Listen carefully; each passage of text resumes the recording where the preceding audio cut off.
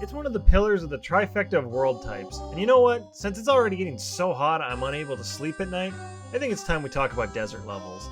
That's right, today we're going to be looking at the top 10 sandy spots in beautiful Badlands. No one asked for or needs it, but this is my top 10. I'm cementing this record of my correct opinions so you can look upon it with your wrong opinions and despair.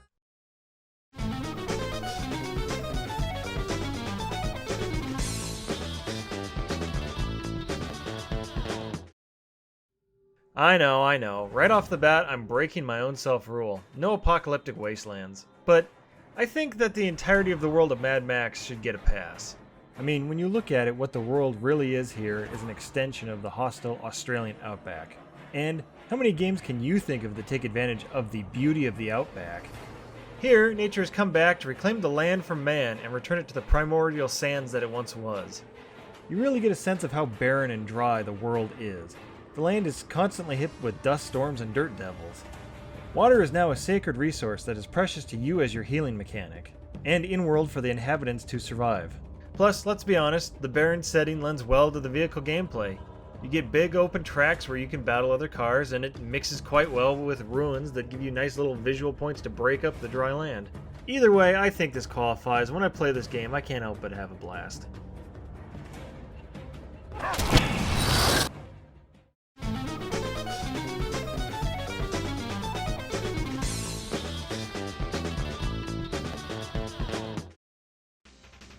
Kirby 64 is honestly an overlooked game. Well, overlooked by Nintendo because it's a Kirby game, not by Sakurai, but anyway.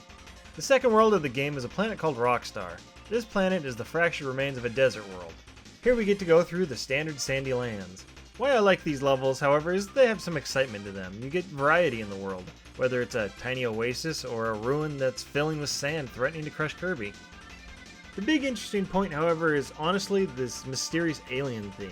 You get a glimpse of this ominous black pyramid in the distance, only for it to be lifted up into the air, revealing the craft that it was. Then you get to go inside it, culminating with a fight of geometric abstraction as the skyline of Rockstar disappears below you. Either way, when I play this level, I can't help but have a blast.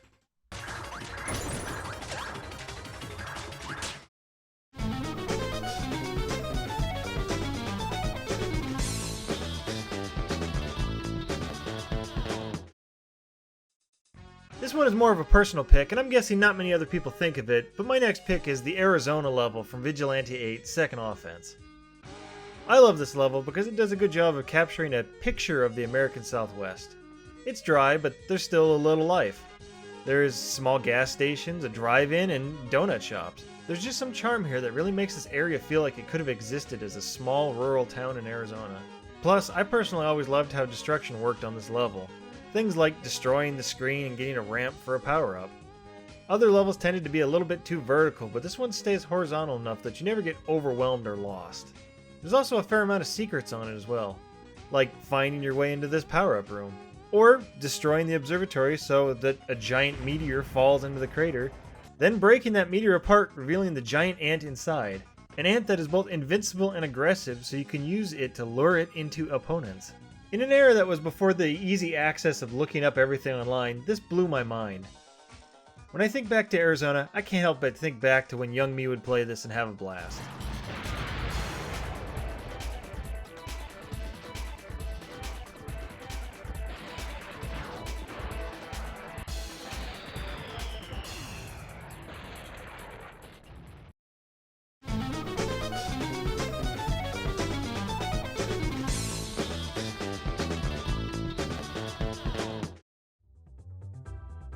I know Mario Kart games have had many desert levels, and yet the one I will always think about is Calamari Desert in Mario Kart 64. As stated in the previous entry, I have a thing for the American Southwest. It's cool that you like the Southwest. It's one of my favorite regions. The mesas and the buttes are appealing to me, so I took great pleasure enjoying what otherwise is a pretty simple course. I mean, maybe that's kind of why I like it. It's not too complex. You can really take your time to appreciate the buttes and the cacti. Also, the fact that there's a train here really plays into my pick. This course has a train that is independent of the race. It's just doing its own thing, and so it makes this course feel like a real place. Somewhere out in the desert where a train track meets a road. It makes me long for the days of being a child where every location out of town was just somewhere out there. And that's the specific feeling that Calamari Desert has.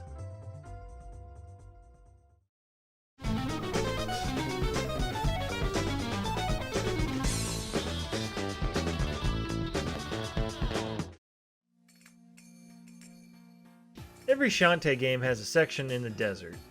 So, my pick from the series would have to be the Barren Desert in Risky's Revenge. This location is where the series first introduces the Ammo Baron.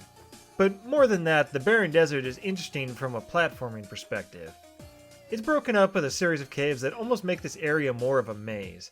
But it's not an annoying maze like the desert in Paper Mario, or a frustrating one like the one in Ocarina of Time where you follow that Poe. No, somehow it manages to be condensed enough that you recognize it as a playground to use your different powers. Plus, I really like the aesthetics of this whole area. This game has great pixel art overall, but there's just something to be said about how the way these ruins look, as well as the sand itself, and even the monster girls that inhabit the area. Yeah, definitely the monster girls.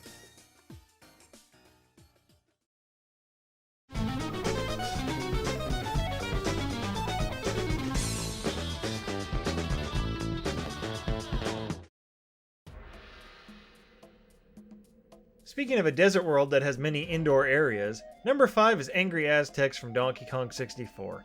I've always really liked the theme of this world. The Mesoamerican theme doesn't get picked off, and when it does, it's often paired with jungle areas. Here we have a world that both keeps the Aztec theme and also the harsh sands. In fact, the sands are so harsh that you constantly have sandstorms blowing in, and the sand itself will hurt you. But the main draw here has always been the Aztec temples themselves. They're what get your interest and where you'll want to go.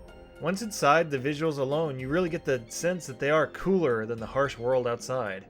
But like old ancient ruins in any adventure movie, they're bound to be filled with traps. Including one that I'll always remember because of how it gave young me my first heart attack. Get out!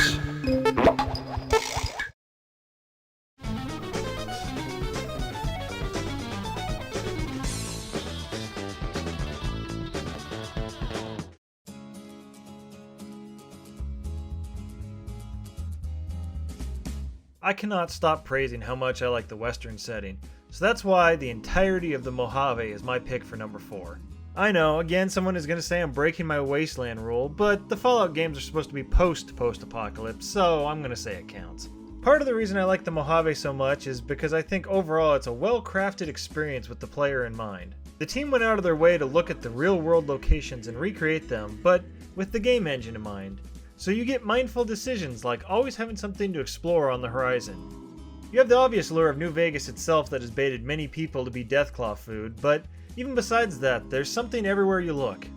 You're wandering around and bam, look at this roller coaster hotel. That's neat, and oh wait, look over here, there's this big statue or something. Oh wait, what's down there? That's a lot of smoke and fire. Oh hey, there's a dinosaur over here. Bethesda always did a good job giving the player a reason to explore in the Elder Scrolls games, and Obsidian took that same philosophy and soared with it. Like, take Prim for example. Do you know the amount of times I came to Prim, got Edie, solved the sheriff issue, and never even noticed the houses right here? Plus there's so many sub-biomes too that make different regions feel wildly different. You have the dusty sand parts, the grassy lakeside parts, the rocky canyonous parts, to even a forested wooded part. Plus you have the titular New Vegas itself. The game hypes it up and it really becomes the hub of the whole game world. You really get the sense that this is the most important point in the whole area.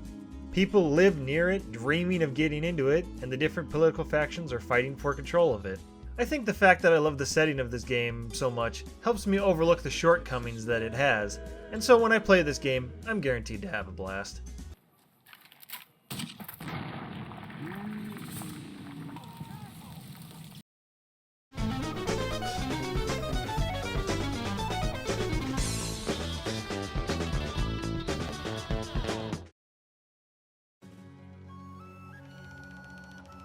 I have to go with Tostada Kingdom for pick number 3.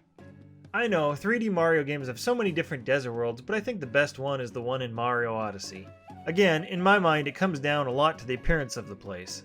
It's so easy to make a desert level and slap down that eye-gouging shade of yellow and spray it on everything.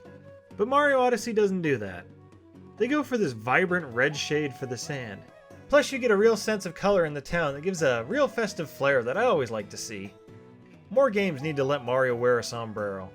Not to mention, they do this cool thing by having the area hit with ice, so you get the sandy desert that's so cold ice is formed. It's a cool concept and plays on the dramatic temperature shift that a desert can have at night. As for the layout, I think this world does a good job in creating a sense of a big vast desert, but also giving you points of interest to see. The world is big enough to have sand dunes, yet gives you a mount to get around on them quickly. You not only have all the ruins, but you also have this charming oasis and the not so charming poison bogs. You have the massive ziggurat as your main objective and it dominates the landscape.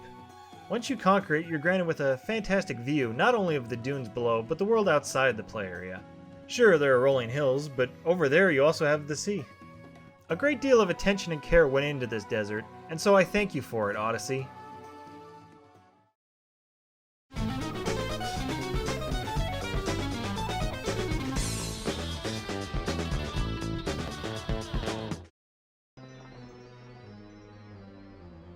Goby Desert is here at number 2.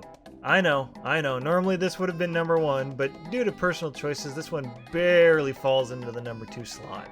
Honestly though, I would argue that Goby Desert is the pinnacle example when people think of desert levels. The level manages to both give a feeling of vastness that you would get in the desert, but also be compact enough for the sake of good gameplay. There are many examples of Egyptian architecture done in desert levels, and I think this level does it better than anywhere else.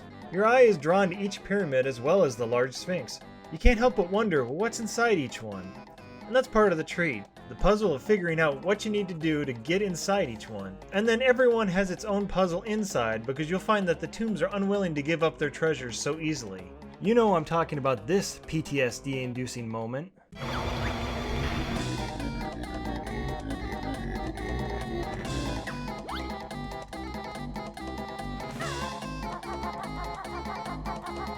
Visually, however, the inside of these tombs just have such a cool atmosphere to them. I'd say that they do a better job than Donkey Kong 64's did. Plus, Gobi Valley seems more populated than its Kong counterpart. There are several colorful characters for you to talk to here, including the titular Camel himself. This level sits at a nice middle point in the game as the last mid-game level, and as such, it has the last power-up you can learn. This means that this level is the first time you can really test out your full range of your moveset. And that means puzzles are designed with the full range of tools available. I will give you that I think Goby's Desert is the best desert level. At least it would be to me if it wasn't for...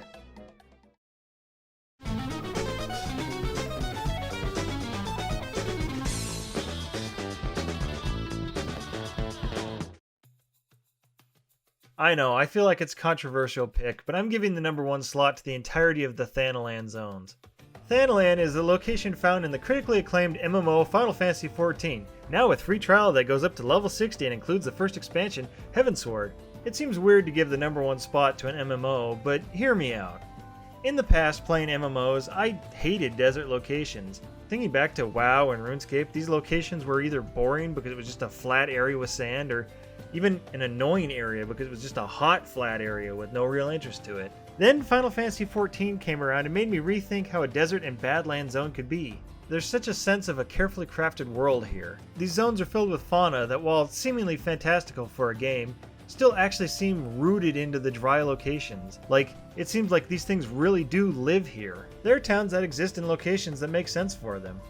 Like, you can find locations where you look at it and go, yeah, that makes sense. This place exists like this so the residents can get out of the sun. So you end up with a variety of towns and locations in just several zones, from small port towns to tribal towns built around an oasis to a center of commerce. This reflects that the land that they're on is varied as well. You have locations that are sand dunes, but others, while clearly dry, are more of a dusty grassland to even western-seeming areas. Like here, this town exists as a stop for a train. The fact that there exists a train helps to complete the western theming that I enjoy so much. It combines elements of tech and magic that I like in Final Fantasies, and these levels combine all the small details of desert levels that I like together to form Thanalan.